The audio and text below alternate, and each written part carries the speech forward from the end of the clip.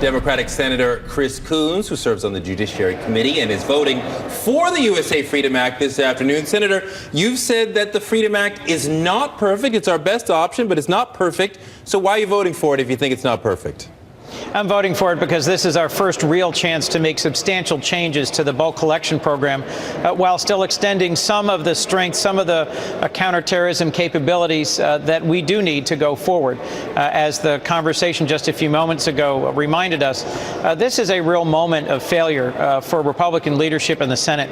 I think the fact that the House came together in a big bipartisan vote to advance USA Freedom Act was a positive for the House, and the fact that we were playing last-minute games right up until the Memorial Day recess, focusing on other bills and then trying to jam this bill, a clean reauthorization of the Patriot Act, through rather than the USA Freedom Act, was a significant tactical misstep by Republican Majority Leader Mitch McConnell.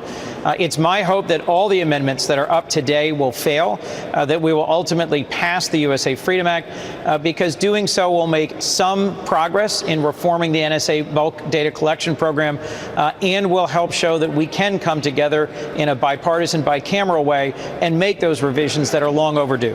Yes, Senator, you say some progress, and certainly legislatively this bill deals with the data collection that's been so controversial and tries to make that secret FISA court a little more balanced or fair.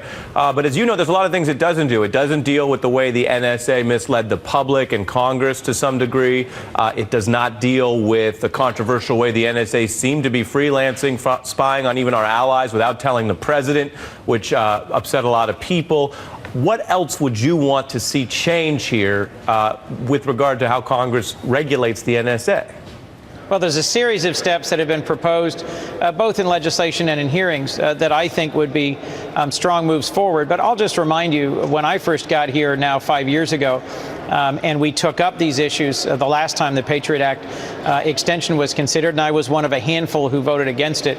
These issues didn't get any hearing at all. So I choose to take this as a step forward rather than simply look at the menu of work that's unfinished. I agree with you that more and stronger and broader controls over how these authorities are being used are needed. But frankly, in a Republican-controlled Congress, to get to a place where the House has overwhelmingly voted for some significant reforms, I think is a step forward. And we in the Senate should simply take that and enact it into law before we put at risk some of the things that are essential to protecting our country. Yeah, it really is pretty remarkable there, Senator Coons. Thank you so much for your time today. And as the Senate debates the USA